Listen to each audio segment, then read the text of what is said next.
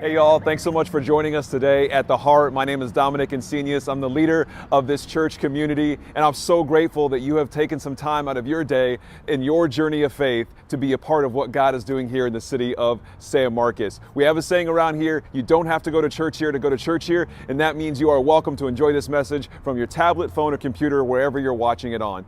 Big things can happen when we expect God to move. So I pray today that God would speak to you through this message. The message today can encourage you and empower you to move throughout your week and what's next in your life. So enjoy this message.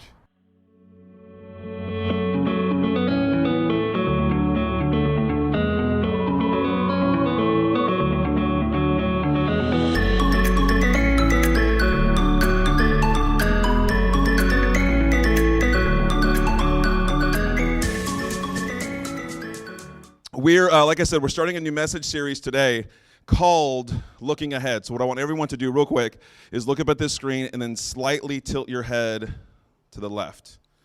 Okay, you just look up here and then you kind of see, oh, now you get it. See? To the left. Left. Left. You got it? Okay. They only get harder from here. So It's kind of how you have to look at the heart as a community, right? As you look at the heart, you're like, I don't quite get it. You're like, oh, okay. What I want to do for this series is we're going to spend a few weeks looking ahead, and what I mean by that is kind of looking at where we're going as a community, as a church. Every now and then, once a year, maybe sometimes twice a year, we like to get into some vision of who we are, what we're doing here, what we hope to accomplish, and how you can be a part of that. And so for today, what I want to get into is the what of the heart, what we are doing. And as I was thinking about that, getting ready for this week, I started to think about community. We talk a lot about community at the Heart. In fact, community is one of our core values. We find so much value in community. So much of what we do is done through community. So I started thinking about community this week, and I started to think about the times in my life where my life has fundamentally changed through introducing people into my life. Has anyone in here ever been in a serious relationship, been married, is still married, bless your heart, or wants to be married at some point in the future? Show of hands for anybody that fits in that category. Okay. You know someone who's married? Anybody? Okay. Rest the hands, I hope. There's something special, something different that happens when we decide to get married. And so I started thinking about that. And not everybody, I'm not saying that marriage is in your future. You don't have to get married. I'm not putting that on you. But I started thinking about myself is very early on in my life, I pictured myself as when I grow up, I am going to be a married man, right? And so I hurried up into one, quickly got out of that. That was bad news. And then I got into another one, and that's been great. With my current wife, as I love to call her, my wife, Amber. And so we've been married for coming up on 17 years, coming up on 17 years we've been married. And it got me thinking of, and that's not a brag, so hold your applause. I know you were holding it anyway till the end, so I appreciate that. But it got me thinking of when we got married, there were things that we needed to learn about each other. That we needed to learn that sometimes things that were a little bit frustrating. That's not how I do things. And I remember early on in our marriage, there was something that I was like daily picking a fight over. And it was, we had this small apartment in New Braunfels, and we had what then was considered a walk-in closet. I don't know if you'd consider that walk-in closet now. And every time the door would be closed and I would see light coming from underneath the closet. And I know it wasn't me because I always turn the light off when I leave the closet. And what I learned early on is that Amber never turns the light off when she leaves the closet. And so, for the first couple of weeks of our marriage, I'm like, babe, honey, sweetie. I was trying to figure it out. You know what I mean? I didn't know which one I was going to call her. And I was like, the light. Did you see that you left the light on? She's like, oh, I forgot, or I didn't remember, or I didn't even notice. And so early on, I had to decide, am I going to be a man who constantly nags at my wife to turn the light off, or can I just be a guy who turns the light switch off when he sees it on? Guess which one I chose? You won't guess. No, I just became a guy who turned the light switch on, or turned it off if I saw that it was on. So I learned something about myself, that I don't need to correct someone in my life every time I think they have done something that's wrong.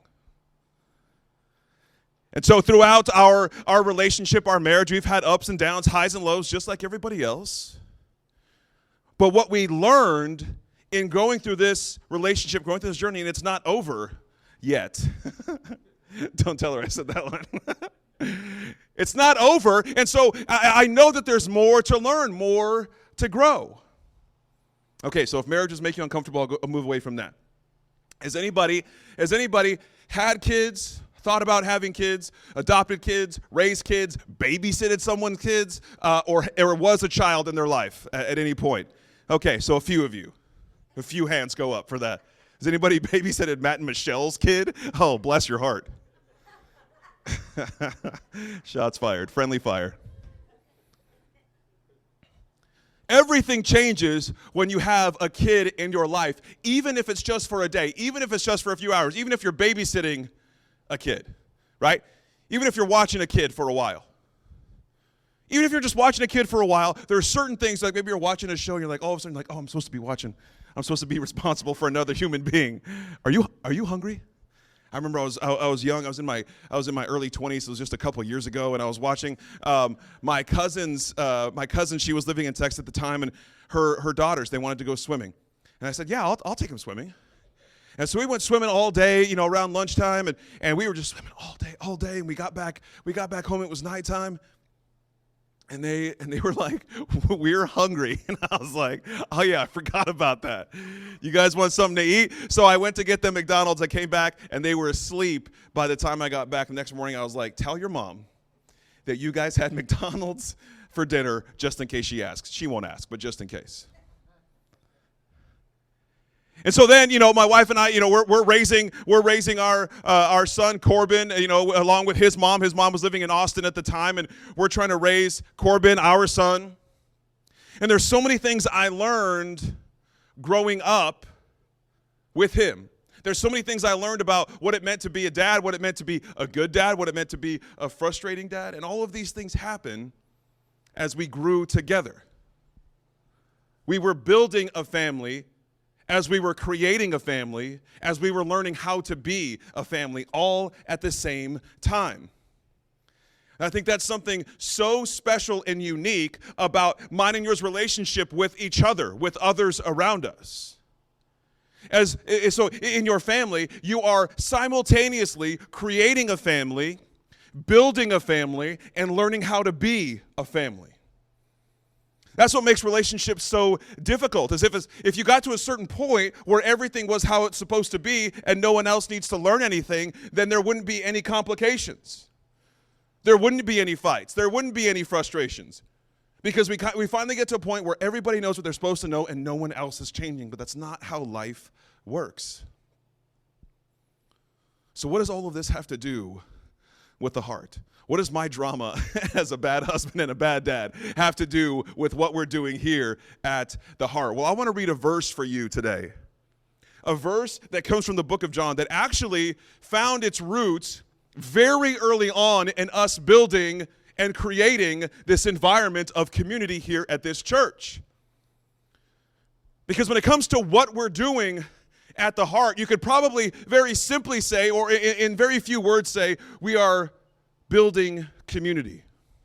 You could also say we are experiencing community. You could also say we are creating community. And all of those would be correct. So it reminded me of going back to our roots, back to our beginning. John 14, 12 through 14. Very early on, We were, kind of reading the Bible and looking for scriptures that inspired us for starting this church, and this one was just so powerful, and I felt like pulled forward by it. So I want to share it with you. If you've never heard this before or never heard in the context of what we're doing here at The Heart, then I'm excited for you to check this out. So this is John 14, verses 12 through 14. Watch this. It says, the person who trusts me, this is Jesus talking. So sorry, quick context. Jesus talking to his disciples, the people following him, the people dedicated to following him. It says, the person who trusts me will not only do what I'm doing, but even greater things. Just that right there is just like this huge pull forward for me. We're talking about Jesus. We just sang about Jesus earlier, that there's no name above his name, but he's telling us right here, watch this, that if we trust him, we follow him, not only will we do the things that he has done, but he is challenging us, calling us to even greater things. Because I, on my way to the Father, am giving you the same work to do that I have been doing. You can count on it from now on. Whatever you request along the lines of who I am and what I'm doing, I'll do it. That's how the Father will be seen, for who he is in the Son. I mean it, whatever you request in this way, I'll do. I feel like there is so much power in those words. And I feel like I want to be the kind of community that challenges, that pushes the boundaries of that call, that pushes the boundaries of that challenge. I've spoken about this over the last couple of weeks, but every year our group, our church, we pick a word for the church. We have one word, and some of us do it in our own personal lives. We have like one word, and we use that to like focus on for the year, to focus our thoughts, our actions on. And our word for the year that we chose was expect. We wanted to position ourselves in a place where we expect God to do more. We expect God to show up. We expect God to be there.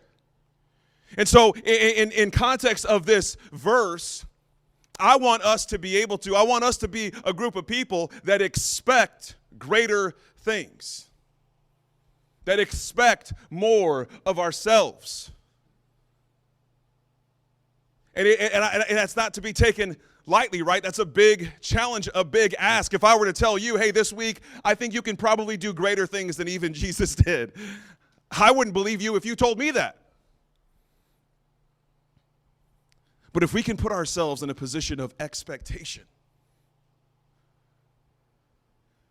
there's something powerful about putting yourselves in a position of expectation, and even more so when we say, okay, Jesus is encouraging us, calling us, even challenging us to do greater things than he did because he set us up to do the same work that he was doing.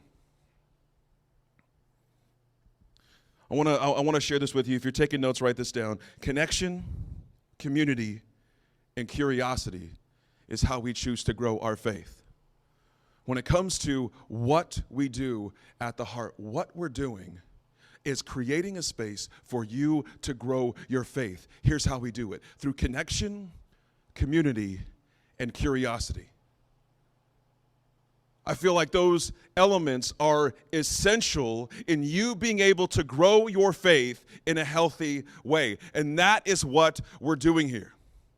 The reason we have people wake up early on a Sunday morning when they could be sleeping in, the reason we have a bunch of people wake up early and set up all this pipe and drape and put all this together and learn all these songs and get the Heart Kids curriculum ready and have people go out and welcome you and put out signs, the reason we do all of that is because we believe that what we're doing in here matters. And that what we do in here on a Sunday morning stretches and spreads itself throughout the week through connect groups and connection throughout everything else. But those key elements of connecting with each other, being in community, and curiosity. Because what we do as we communicate with each other, what we do as we connect to each other, is we are learning more about our faith, about each other, and about what it means to be in community.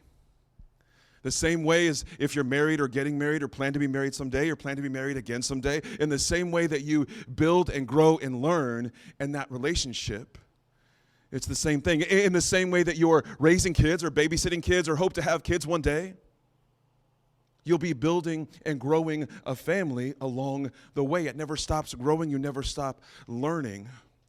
And that's what we're doing here at The Heart, is we are creating an ever-growing, ever-changing, ever-learning community.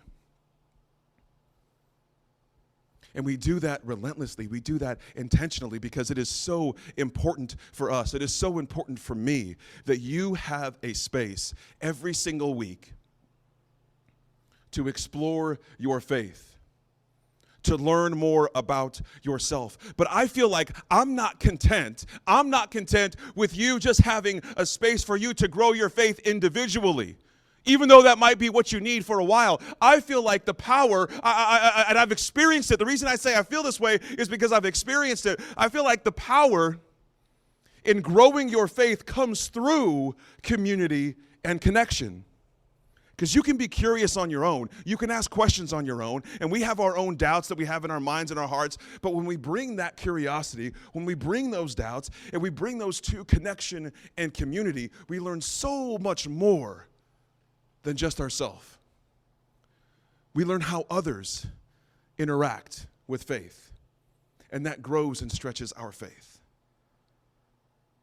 That's what we're doing at The Heart. That's what we've been doing for the past 6.5, almost 7 years. And that's what I want to continue to do. If you're taking notes, I want you to write this down too. We choose to take the call of Jesus to expect greater things. One of our core values is choice. Everything powerful that you have done, that you are doing now, and that you will do. I don't like to make absolute statements. I never like to make absolute statements. That was an absolute statement. Okay. We choose to do it. Everything powerful that you have done or will do in your life, I think, comes from choice. No powerful action comes from obligation, because you're just borrowing somebody else's have to. But if you choose to, and that has everything within you behind it. And so for myself, and what I want to challenge you with is what we choose to take this call that Jesus has for us, to expect greater things. Because what's powerful about our relationship with God, what's powerful about what God brings to humanity and what God brings to you, is God brings a sense of hope. There is hope in Jesus. But what if one day, maybe just today, maybe just for the few minutes we have left, what if you let yourself say, I don't just hope that Jesus can bring greater things. I will dare myself to expect Jesus to bring greater things. What if you said, I don't hope for my family to get healed with all the relationships there? What if you said, I expect healing? I expect God to be bigger than I think he is. I expect God's love to stretch farther than I think it can. And that's what I want to be in the business of here at The Heart, is not just hoping, because there's nothing wrong with hope. You got to start with hope for sure. But what if we allowed ourselves, dared ourselves to say, instead of just hoping, every now and then, I'm going to allow myself to stretch my faith, to grow my faith by saying, I expect this to happen. I expect healing. I expect love. I expect restoration. I expect reconciliation. It's scarier. It's so much of a bigger challenge. But it positions your heart, my heart, it positions our hearts in this so much of a different way than just hoping. Last thing I want you to write down, if you're taking notes, is this. Community is unique because we simultaneously create it and experience it together. That's what makes it so powerful. What we're doing in here right now, today, in this room, what makes this unique, not unique to every other community in the city, that's not what I'm saying. What makes community unique is you chose to be here today. Maybe not everybody. Most of you chose to be here. Some of you chose not to complain that you were here. That's a choice. We chose to be here. And by being here, let me tell you what you're doing. Let me tell you what's so powerful about what you're doing, even if you didn't know you're doing it, even if you didn't know you were doing it, is you are at the same time experiencing community and creating community.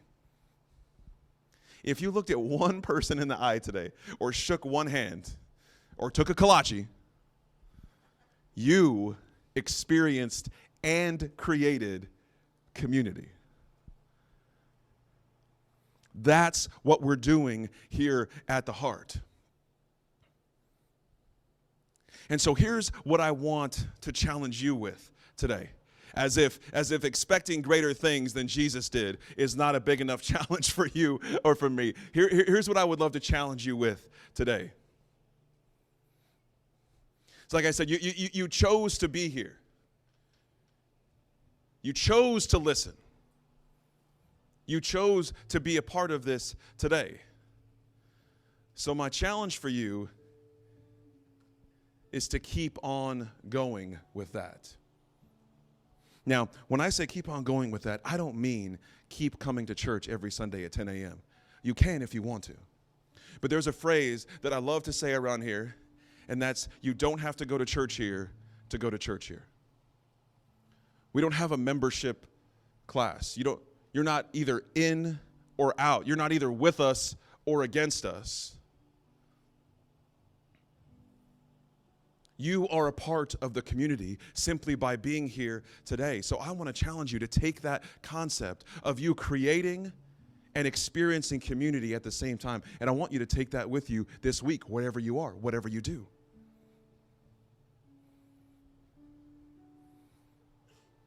You have been empowered to do that. Jesus said, anyone who trusts in him.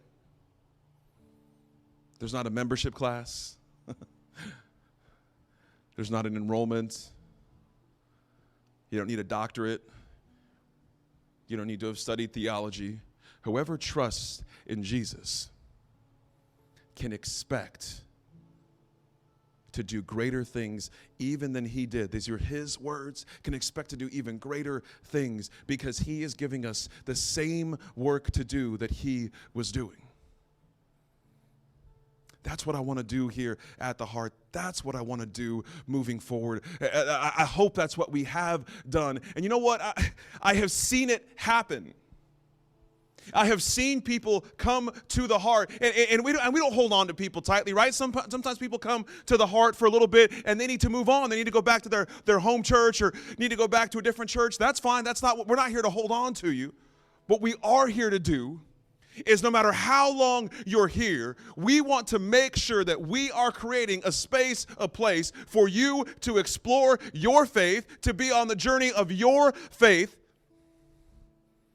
and to have the room to do that. And we choose to do that through community, through connection, and through curiosity.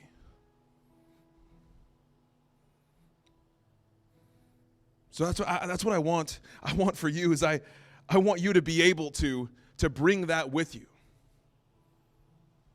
I want you to be able to realize and know that you're not here by some accident. And I know that sometimes especially when it comes to church, there's some times where we feel, and I have felt this way before, so I don't want to pretend that I haven't, but there's some times where we feel like I'm here to watch.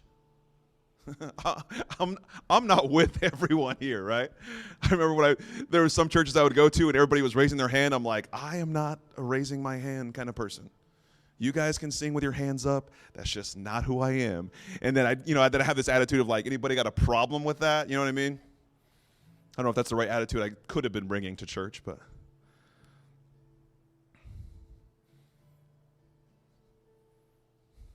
I've seen it happen. I've seen it happen, not because someone makes a commitment to going to the Heart, but because someone says, I'm going to allow myself to be a part of community. See what I'm saying? I'm not asking you to take this huge step and change everything about your life, but what I would ask you to do is to allow yourself to expect God to be bigger than you think it is, than you think He is. And to let yourself see that you can be part of a community. I look back at my marriage and raising my son, and like I said, there's been mistakes I've made along the way, for sure, definitely. But if I can share with you, one of the biggest things that I have learned in my relationship with my wife and relationship with my son has been the power of an apology, of a true, honest apology. And I wouldn't have learned that. I wouldn't have learned that if I wasn't open to being curious on how to reconcile in my community, in my family. Which, by the way, my family is one of my closest communities. And each year we grow as a family. I expect bigger things. And so I want to challenge you to expect bigger things in your faith. To expect bigger things in your community. And watch what God can do in your faith. Watch what God can do in your marriage. Watch what God can do in your parenting. Watch what God can do in your life. If you could for a moment, I want you to close your eyes and bow your heads. I want to pray with you today.